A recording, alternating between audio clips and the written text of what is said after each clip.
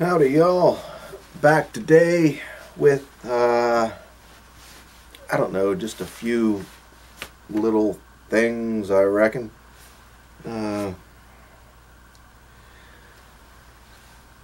Action Comics number 1000, yes. As we speak, a friend of mine, my friend Phil, he's been a friend of mine for almost 40 years. He is on his way to York, Pennsylvania to pick up the several copies of Action Comics number 1000 that he ordered for me. I still haven't been to a comic shop since 2002. And Phil doesn't really know anything about comics, but he's ordered them for me and is picking them up. He goes to a bridge club down there in York, Pennsylvania. And there's a comic book shop evidently right on the same block where they play bridge. So he's going to pick those up for me. So I will probably shoot a video and just show those couple of books off tomorrow, maybe the day after. I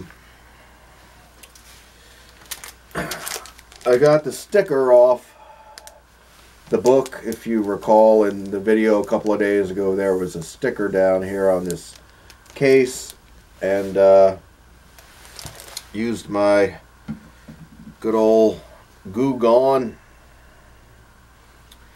to take it off. I just wiped a little bit there across the sticker and let it sit for 5 minutes, and it peeled off like a banana peel. Nothing to it. So yeah, there it is. 18Apr18 posted a video a day or two ago showing his method of removing stickers from slabs, and he used WD-40. And I never thought about doing that before. And I'm a huge proponent of WD-40. I always have a can around the house, and I use it for any number of things. But I never thought about using it to remove stickers from this or that. But anyway, oh, and I also got in the mail a couple of days ago, I ordered a bunch of these Mylars for slabs, because the very few slabs that I do have, I've cracked a couple of them out, but while I'm waiting for the inspiration to hit me to crack the other ones out, like this one, I just couldn't take that variety and different quality of bags that all the other slabs were in, or the slabs that I have were in. It seemed like they were all differently made and of different quality. Some were pristine, some were really ratty, and I'm not having that. So I got some crystal clear Mylar. And something else about this book, as I look at it, which I neglected to mention in the video the other day when I unboxed this. This is a book from Super G's Dutch Valley collection. Evidently, Super G is the nickname of a fella, he's a grandfather now, who just sold off his collection to help his family out, in particular his grandchildren. I suppose he wants to leave something for them. Excuse me.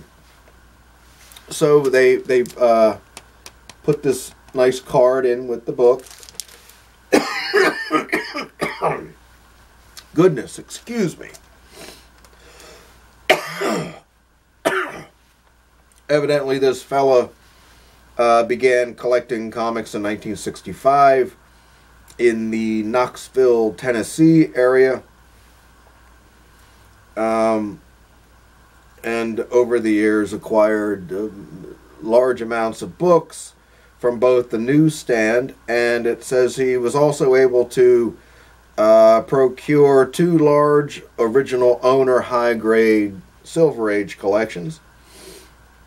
99% of the books from the collection have off-white to white pages. How about that? That's amazing. When it was all said and done, Super G had amassed an amazing collection worth more than $1 million. And they are all being offered exclusively on www.reesecomics.com. Yes, so there you go. From the Super G Knoxville, Tennessee collection, the Tales of Suspense 26, right? Without that ugly sticker. Yes. Yes. I got a couple of books here. Total impulse buy. I've got a couple of copies of this already, of course. My newsstand copies that I got, right off the newsstand all those years ago. But I saw this copy. It was so beautifully centered in really, really high grade. I just pulled the trigger on it. What the hell? Can never have too many Daredevil 181s, right? Mega key, folks. I saw a video a week or so ago. I don't remember whose video it was, but they showed this book, and they said, here, we got something of a minor key. And I kind of went, what? Minor key? This is a major key, folks. A book doesn't have to be over the top, out of the world, expensive to be a key. If you weren't there when this happened, you will not be aware of the magnitude of the power of the publication of this book. It was a groundbreaker, an earth-shaking event. This is a major key. It was then, it is now, and it always will be. Ha! I'm not trying to give you shit, bud. Just giving my 2 cents. Hey. X-Men 57 to go along with the copy of number 56. So I've got these reacquired back in the collection. And I don't really feel the need to reacquire the entire Neal Adams run of this. But number 56 and 57 were always my favorites. Talk about Neal Adams at the peak of his powers. X-Men 56 and 57. Oh my goodness. Now I love me some Neal Adams Batman. Of course. Neal Adams Batman was the very first artist-hero combination that when I was a little kid, that really, something really clicked, and it was that, wow, Neal Adams Batman, wow, great, great, great, and of course it's had, his work on the Batman has had a reputation for the better part of half a century now. But, yeah, X-Men 56 and 57, whew, incredible work by Neal Adams. Finally, found an acceptable copy of X-Men 137, so this is back in the collection. Yes, got all the hallmarks that I was looking for. Beautifully centered, newsstand copy, reasonably priced. Say no more. It was right on top of that. This is another book like Daredevil 181 that even though I would wager this is a little better known than Daredevil 181 or not known so much. It's just acknowledged as a key. It's got some more acknowledgement as a key. It is a major key. Make no mistake, it always was, it always will be. Again, just because it doesn't have a four-figure price on it does not mean that it's not a key. This is a major key. It was another earth-shaking event that you can really only appreciate if you were there at the time. And I was. Yes.